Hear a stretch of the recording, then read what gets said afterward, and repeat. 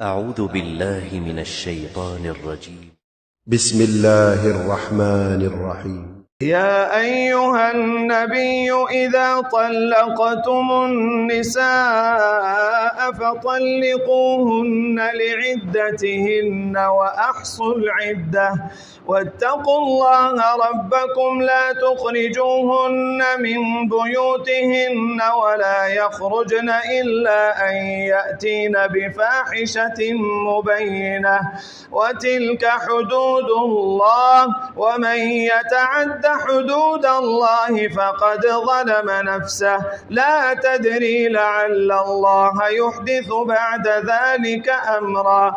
فإذا بلغن أجلهن فأمسكوهن بمعروف أو فارقوهن بمعروف وأشهدوا ذوي عدل منكم وأقيموا الشهادة لله ذلكم يوعظ به من كان يؤمن بالله واليوم الآخر ومن يتق الله يجعل له مخرجا ويرزقه من حيث لا يحتسب ومن يتوكل على الله فهو حسبه إن الله بالغ أمره قد جعل الله لكل شيء قدرا واللائي يئسن من المحيض من نسائكم إن ارتبتم فعدتهن 3 أشهر واللائي لم يحضن وأولاة الأحمال أجلهن أن يضعن حملهن ومن يتق الله يجعل له من أمره يسرا ذلك أمر الله أنزله إليكم ومن يتق الله يكفر عنه سيئاته ويعظم له أجرا أسكنوهن من حيث سكنتم من وجدكم ولا تضاروهن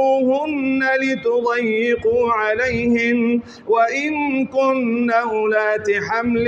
فأنفقوا عليهن حتى يضعن حملهن فإن أرضعن لكم فآتوهن أجورهن وأتمروا بينكم بمعروف وإن تعاسرتم فسترضع له أخرى لينفق ذو سعة من سعته ومن قدر عليه رزقه فلينفق مما آتاه الله لا يكلف الله نفسا إلا ما آتاها سيجعل الله بعد عسر يسرا وكأين من قرية عتت عن أمر ربها ورسله فحاسبناها حسابا شديدا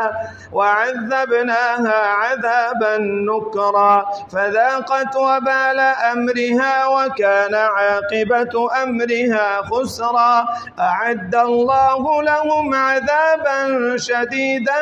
فاتقوا الله يا أولي الألباب الذين آمنوا قد أنزل الله إليكم ذكرا رسولا يتلو عليكم آيات الله مبينات ليخرج الذين آمنوا وعملوا الصالحات من الظلمات إلى النور ومن يؤمن بالله ويعمل صالحا يدخله جنات تجري من تحتها الأنهار خالدين فيها أبدا قد أحسن الله له رزقا الله الذي خلق 7 سماوات ومن الأرض مثلهن يتنزل الأمر بينهن لتعلموا أن الله على كل شيء قدير لتعلموا أن الله على كل شيء قدير وأن الله قد أحاط بكل شيء علما.